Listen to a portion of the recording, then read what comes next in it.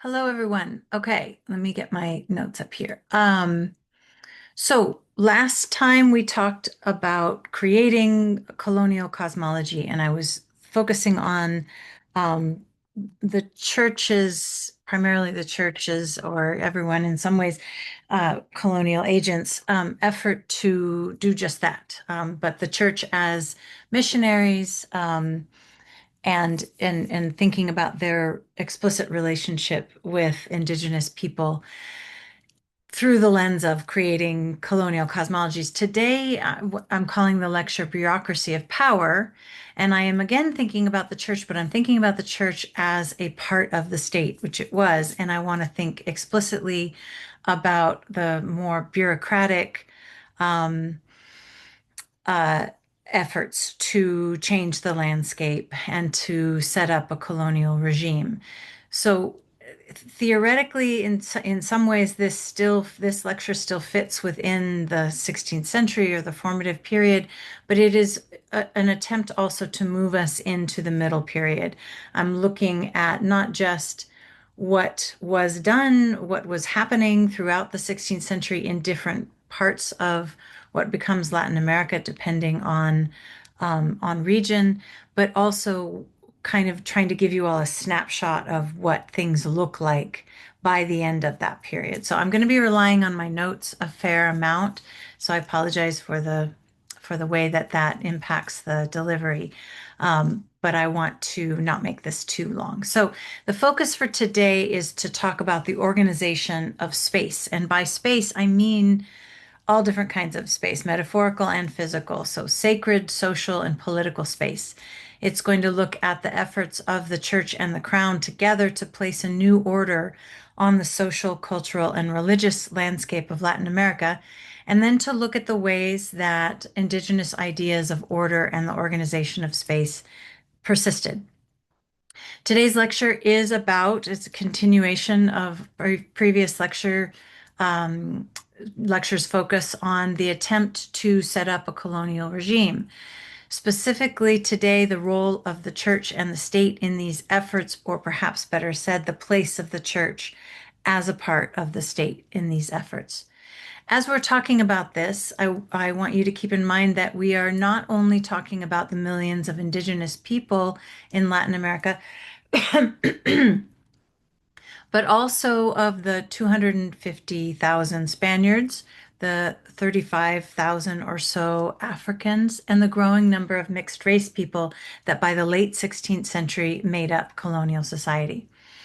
Society was organized by the late 16th century into cities and towns. At least that is what the Spaniards tried to do.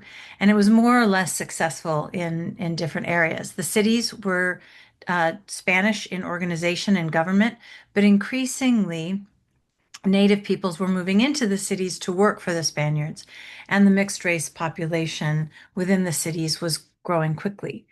Towns and villages, on the other hand, were mostly indigenous, and Spaniards, other than priests and friars, were legally not allowed to live in what were designated as Indian towns. Now, this will change in the late 18th century under the Bourbon. So I just want to say that now so that when later you're reading about Spaniards actually being sent into indigenous towns, you'll realize that this is a real change, but you also won't think, that it's a contradiction to what I'm saying to now. For the bulk of the colonial period, legally, Spaniards were not supposed to live in indigenous towns unless they were explicitly priests or friars. Uh, these towns, Indian towns, had their, and I put that in quotes because obviously indigenous people did not think of themselves in any kind of an identity way as as Indians, but Indio was a casta category, a caste category, a legal category that by this time they all understood that they were operating under, that meant certain kinds of obligations, in particular tribute. It meant that they were supposed to live in these towns. It meant a whole number of things in terms of the kinds of courts that they had access to, the laws that both controlled them and also protected them, supposedly. A whole number of rights and obligations were associated with that category. So when I say Indian towns, it is a legal definition that I'm referring to here. Um, so in these towns had their own local governments and courts, subordinated to the Spanish colonial government, of course, but there was a local native elite and authority um, that was mediating between those levels of authority. Cities and towns were all organized into parishes, and this was in many ways the primary unit of identity, geographically speaking. You'll hear this unit referred to in your readings as doctrinas, for instance, and so was from the doctrina of X, and this means the region designated as belonging to a particular parish. The spread of royal administration in the 16th century is striking. I spoke before about how there were suddenly churches everywhere, church bells ringing everywhere, and before churches there were, immediately smaller chapels um, and other sorts of temporary religious structures. And then very quickly there were convents, etc. Um, Throughout the the 16th century, there was also an explosion of administration, meaning offices and people that spread throughout Latin America, and it's a lot that got done in in a century. By the end of the 16th century, there were as many Spanish administrators in Latin America as there were in Spain, which is remarkable given how small a number of Spaniards there were in relationship to the much, much larger number of indigenous people. So I want you to recall encomienda. Remember encomienda, the earliest form of Spanish governance, which was temporary, always meant to be temporary because it put so much power in the hands of individual Spaniards. So encomienda fades in all of the central regions by the end of the 16th century. It was supposed to fade even earlier, and in some places it did. But in most parts of this of central colonial rule by the end of the 16th century, encomienda does not exist. It's not the way that Spanish colonial rule is enacted. However, in some places where Spaniards were far fewer in number, encomienda does last into the 17th century, well into the 17th century, in some cases, even into the 18th century. But outside of that, the crown set up a complicated bureaucratic system to replace encomienda as soon as it's possible to do so wherever it could, in order to bring these lands and the population, both Spanish and native, under the crown's direct control. Um, there's a chapter in a book that I haven't posted that I will as a resource for you as you're thinking through your final project. It's by Peter Bakewell, and it's called The Power of Paper. Um, and that chapter really gives you a lot of details. If you're interested in this, that's a place to go for a deeper dive into kind of the real detail about what that bureaucracy looks like. But for our purposes, the point I'm trying to make today is just that state bureaucracy was intricate and that there were a lot of bureaucrats running around Latin America by the end of the 16th century. Parallel to this state bureaucracy, sometimes competing with it and often interrelated, was a church bureaucracy. And this church bureaucracy, I'm going to linger on a little more because it is really one of the primary ways that uh, indigenous people, but also ordinary people, actually encountered colonial rule to a greater degree than the state bureaucracy. The state bureaucracy was very important, and was becomes an important channel for reforms and things like that in the later 17th and early 18th century. But I would argue that the main way that people tended to interact with colonial power particularly indigenous people, was more through the church bureaucracy than the state bureaucracy. But I also don't want to make too strict of a divide between these systems. They were, in many cases, overlapping, competing, but also intentionally intertwined. So by the end of the 16th century, there had been an explosion of church administration and construction. To give you some numbers, there were 34 dioceses. Remember, the dioceses are an area that a bishop was in charge of that included a number of parish regions, right? So there are 34 dioceses now, 10 universities, 350 monasteries, 74 convents, and more than 1,000 parishes by the end of the 16th century in Latin America. This is not modern construction, times. This is a lot of work. And indigenous people were the primary builders and artists and actual enactors of most of this construction. So this is something to keep in mind. I'm not going to linger on this right now, but something to keep in mind that, though the there was Spanish initiative and control in doing all of these things, there was a very real way in which a lot of this building, particularly the parishes, which were, enormously in indigenous towns and regions, became something that the community really owned. And later on, there will be times once the friars are removed from immediate control and supervision of these indigenous parishes, and there just never were enough of the diocesan priests to serve these parishes. It is literally the case that most of the year, indigenous people are caring for their own parishes and using them in their own way. So that's just something to keep in mind when we think about all of this construction. But within all of this construction of these, I mean by construction, I mean physical construction, but also the setting up of these administrative units, also a complex system of church courts was established. So priests could always serve as judges in informal and sometimes formal ways. And religious orders, when they were in charge of parishes, operated also this way, but in largely informal ways. However, the church had a formal set of courts as well, in which the bishops served as the high judge of a diocese and then set up other courts at both a regional and local level, appointing priests as ecclesiastical judges.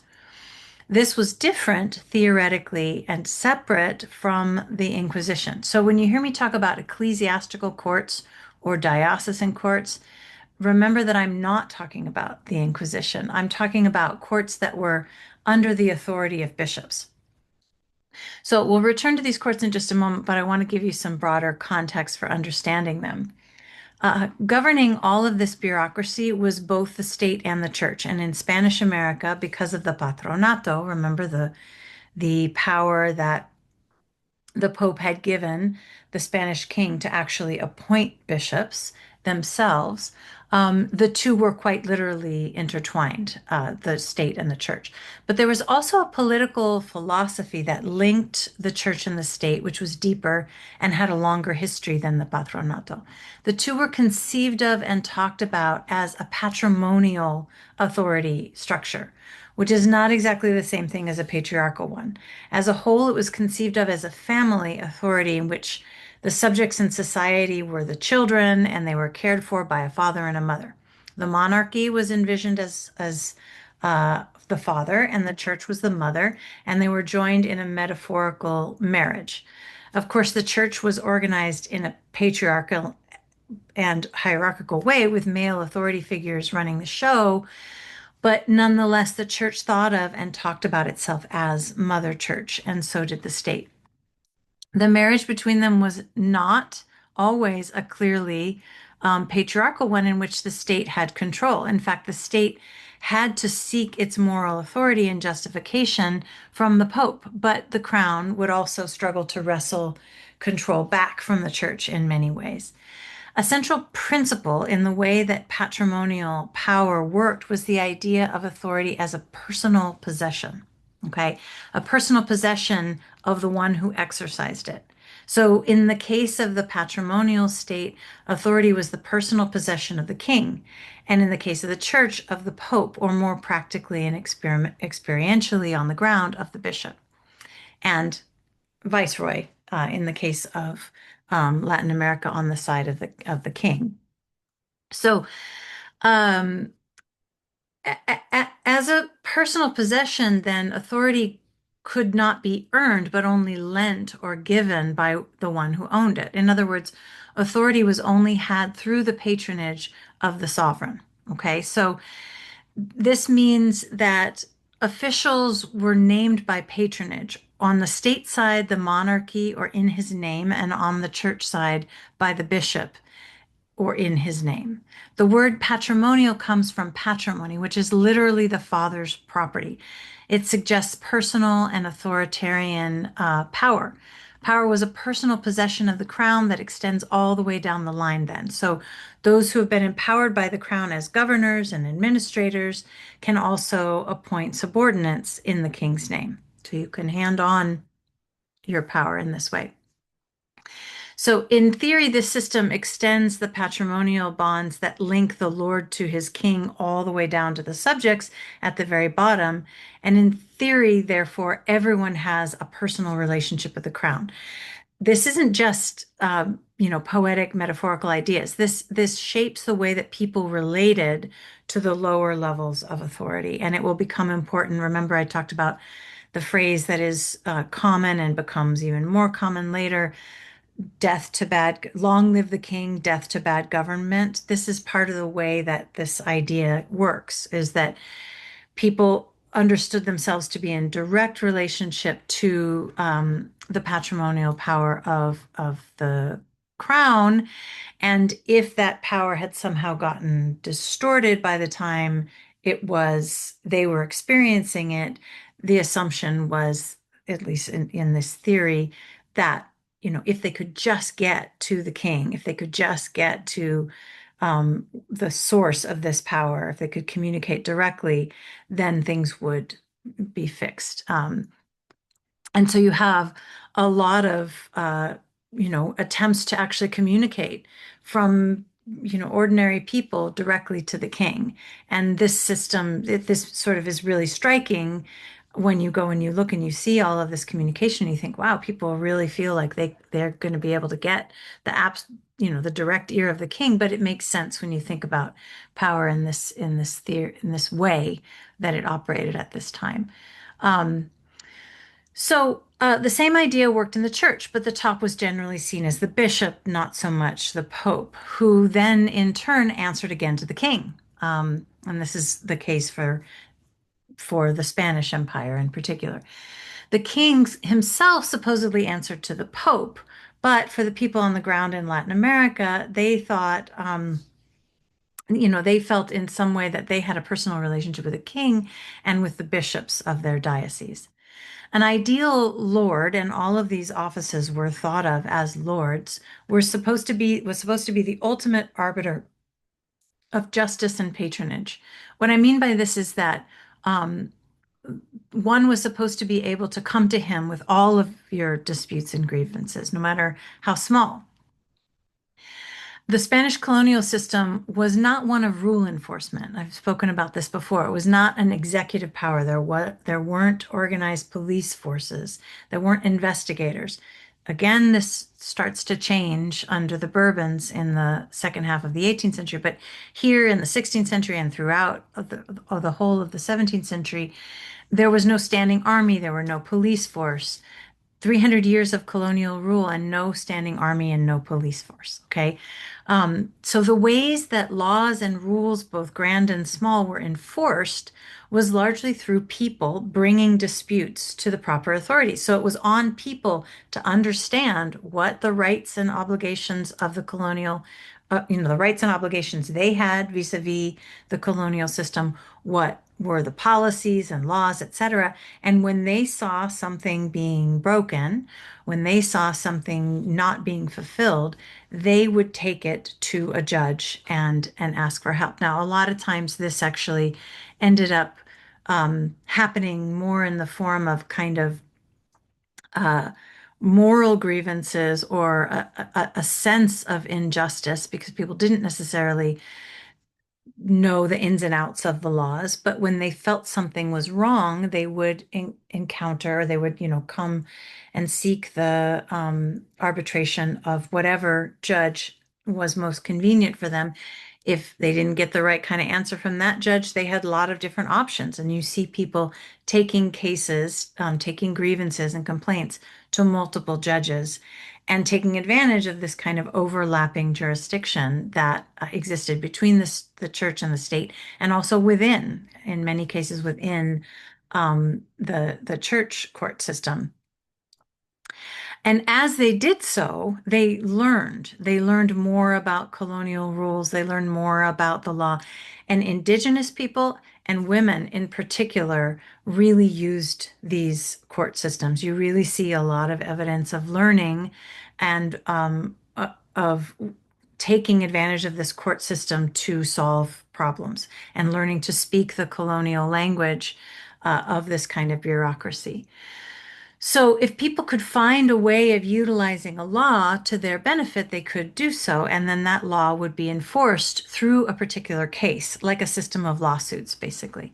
And in many cases, this is what happened. People brought disputes and grievances to the proper lord, who served as judge and mediator. This was true for civil courts, but also for all state governmental figures. Anyone who held any position of power could operate as a judge. It was also true for all male authority figures in the church. Bishops traveled around once a year, visiting all of the towns and cities in their diocese. And when they were there, people lined up outside the houses that the bishops were staying in to present personal grievances and complaints.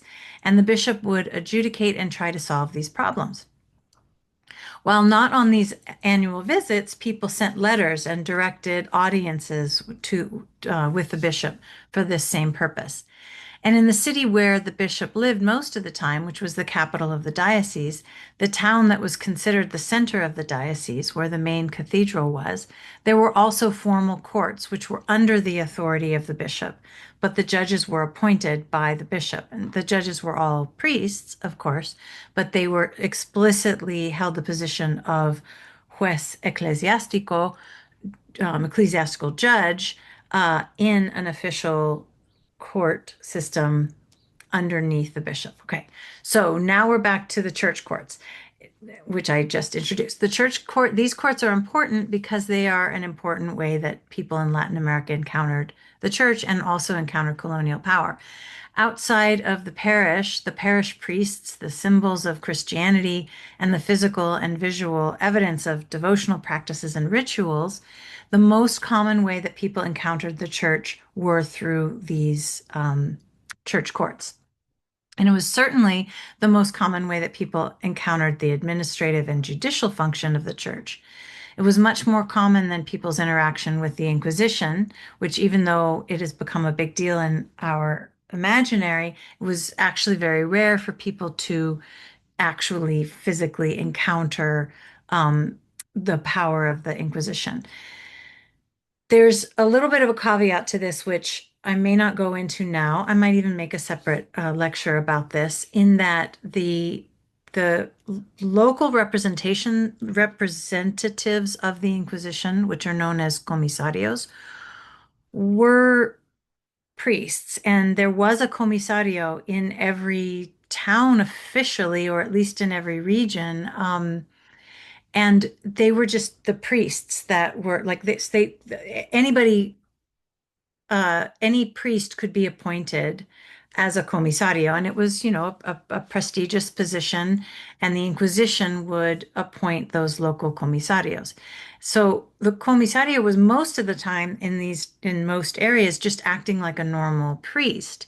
However, if there was a need for somebody to present uh, testimony before the Inquisition, or if the Inquisition wanted to gather testimony in a specific region for various reasons, it would be the comisario that would do that. And so it is actually the case that people were encountering the Inquisition to an extent whenever these kinds of interactions happened.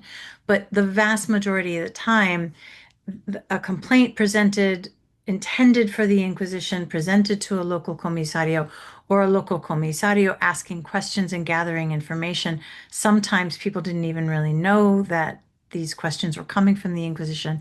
And even when they did, even when it was made known that this was a formal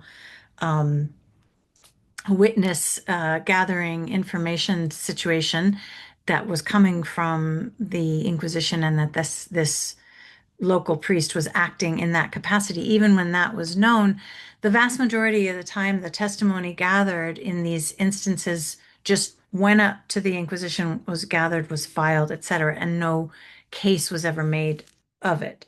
So people were aware of the Inquisition, and they were aware of the ways that the Inquisition, through its representatives, was in their community and had an impact. When I say that it was very rare for people to encounter the Inquisition as in the form of a trial, that's what I mean. It was, and we can talk about the statistics of that. Maybe I think I do need to make another video specifically about the Inquisition. But really, the way that most people encounter church administration and church justice is through these church courts. So this gets a little technical here, but the whole diocesan court system was called the audiencia, which just means high court. There's lots of audiencias, but this is the ecclesiastical audiencia. But in this instance, in the church court system, this high court was actually divided up into many different courts. So in each diocese, in the central city, there was a central court called the provisorato. This court was actually divided up into two main branches called the Provisorato de Indios and the Provisorato de Españoles, the Provisorato de Indians and the Provisorato de Spaniards. This has to do with the idea of the two republics, República de Indios, República de Españoles. There were actually two sets of court structures and laws envisioned as, like, actually grounding two entirely different societies, the two republics. And the Republic of Spaniards, in this case, we're talking about the Provisorato de Españoles, Provisorato de Spaniards, the high court that is under the church, under the bishop, that deals with and hears cases from Spaniards, and that which hears cases from Indians, was really indigenous people who were actually legally considered indios, and everybody else. So it wasn't really Spaniards, it was also mestizos, also people of mixed race, also all Africans and people of African descent, all people who come from the Philippines, which were known as Chinos, it had nothing to do with China, but this was an ethnic and legal category. So everyone who was not legally an Indio was actually under the jurisdiction of the Provisorato de Españoles when we're talking about the church courts, but also the same is true for civil courts as well. They were considered part of the Republic of Spaniards, even though they were not understood necessarily as Spaniards in an ethnic sense. This will become also something we'll talk a little bit more about when we start talking about the casta system, which becomes important in the 17th and 18th centuries. So we're talking about Provisorato de Indios, Provisorato de Españoles, the big high court understanding divided into two underneath the bishop. And then beneath these major high courts were local branches in smaller cities and rural parishes where local priests served as the judges. These were not courts that people were brought to by disciplining bodies. People weren't arrested and brought towards the court. It was, this was not like the Inquisition. The Inquisition could be that way if people were found guilty by the Inquisition after a long, long trial process, then people were forcibly brought to the Inquisition to stand trial. But the church courts were not like that. They were not enforcing bodies. They were judicial bodies that people came to seek justice. So these were courts that people came to on their own, in other words. They came accusing other people of things. They came seeking help, presenting petitions. And in the church courts, the crimes were crimes not only of morality, but crimes against the community, crimes in which people could make an argument that it was the juez ecclesiastico, the church judge's job to protect them against something or someone.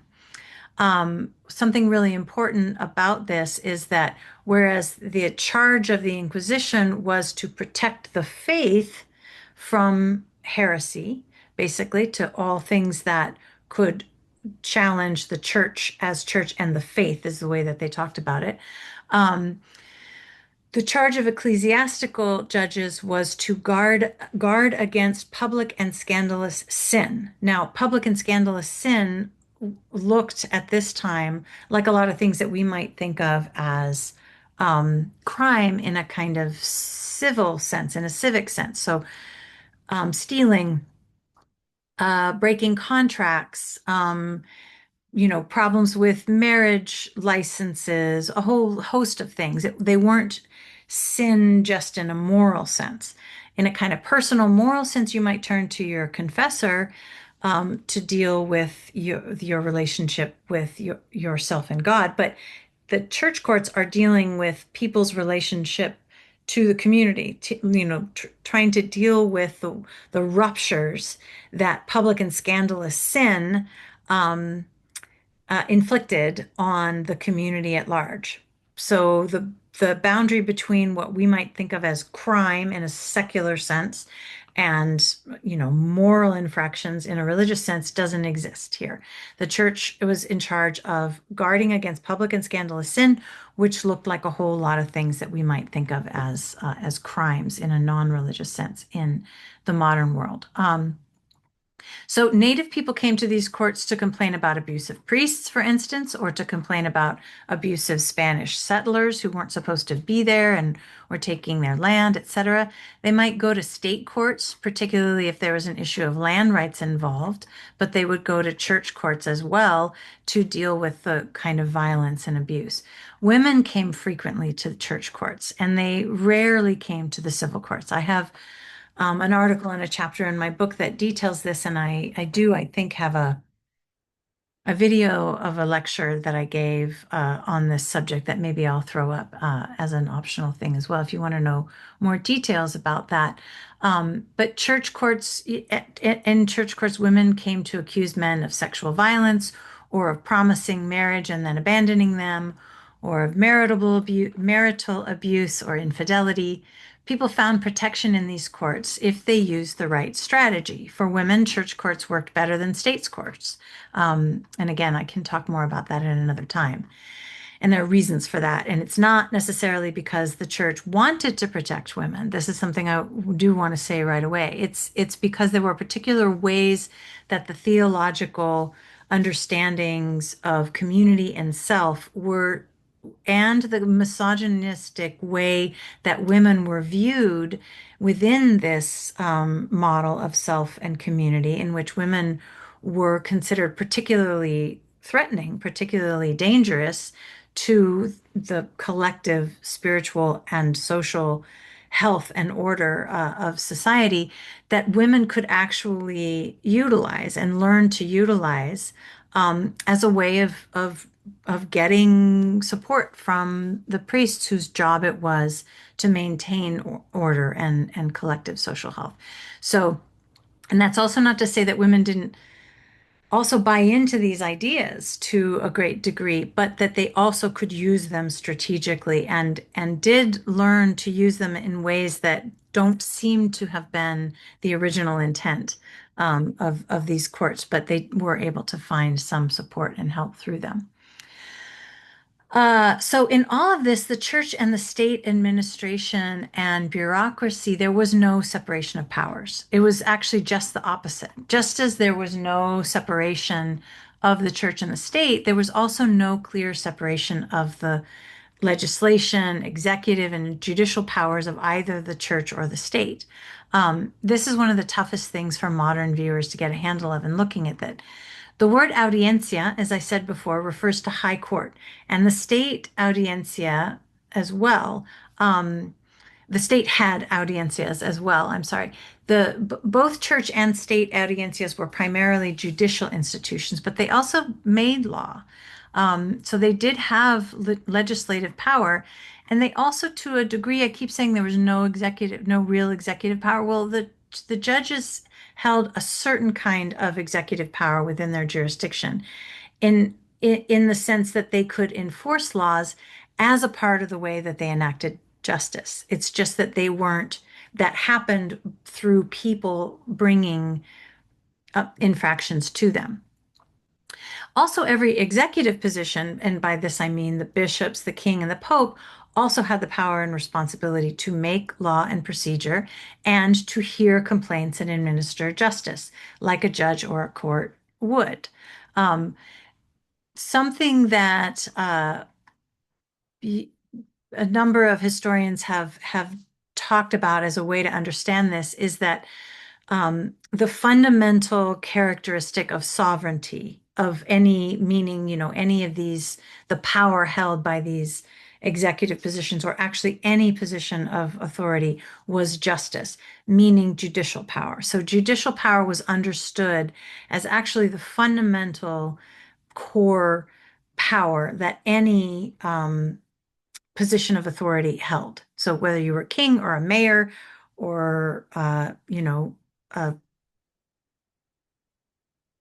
a postmaster general or something, the location of your authority lay in your ability to act as judge in your jurisdiction.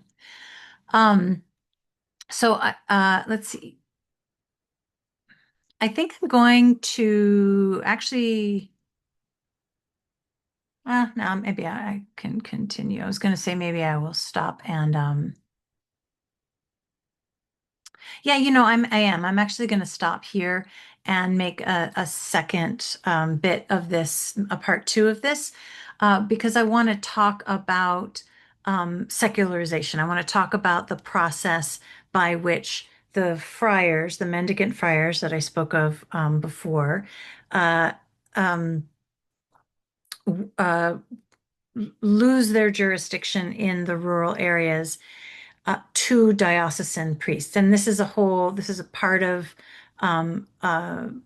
it's related to to the church courts, but it's got its own trajectory too. So I think it'd be better in a second lecture now. So I will see you in a bit in the next lecture.